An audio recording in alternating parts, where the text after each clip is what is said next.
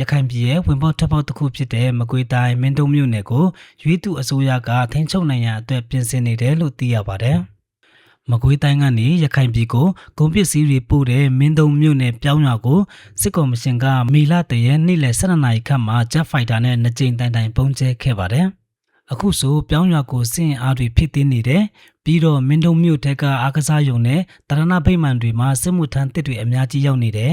လက်နဲ့တွေရောရိတ်ခါတွေလည်းပါတာတွေ့တယ်လို့မင်းတုံမြို့နယ်ဒေသခံတူကအာရခ Times ကိုပြောပါတယ်မေလ22ရက်ကစပြီးတရက်မြို့နယ်ကတဆင့်မင်းတုံမြို့ကိုရွေးသူရဲ့စစ်တပ်စစ်ကြောင်းဝေရောက်ပြီးမြို့အနောက်ဘက်ခြမ်းကကျေးရွာတွေကိုကနဦးစစ်ကြောင်းတွေထိုးနေတယ်လို့သိရပါတယ်ကျွန်တော်တို့သိရတဲ့လောက်ဆိုရင်အဲ့ဒီစစ်ကြောင်းတွေဟာရခိုင်ရိုးနာကရင်းကောက်ရွာကိုရောက်နေပြီးအဲ့ဒီကနေလက်နက်ကြီးတွေနဲ့ပစ်ခတ်နေတယ်လို့ကြားရတယ်တိုက်ပွဲကတော့ဖြစ်တော့မှာပါဘာလို့လဲဆိုတော့ပြောင်းရွာနဲ့9မိုင်လောက်အကွာကိုအေးနဲ့အဖွဲ့တွေကထိန်းချုပ်ထားတာလေလို့မြေပြင်စစ်ရေးသတင်းရင်းမြစ်သူကအာရခ Times ကိုပြောပါတယ်တရက်မြို့နယ်အခြေဆိုင်အမှတ်44ရှီလင်တက်ရင်အမှတ်7ကောက်ကွေးပစ္စည်းစက်ရုံကပ္ပစာစနစ်မကွေးမြို့နယ်အခြေဆိုင်တမ88နဲ့ပြည်မြို့အခြေဆိုင်တမ66လက်အောက်ခံတက်ရင်တွေနဲ့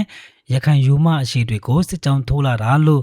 တရက်ခရိုင်ပြည်သူ့ကောက်ကွေးတပ်ကအသိပေးထားပါတယ်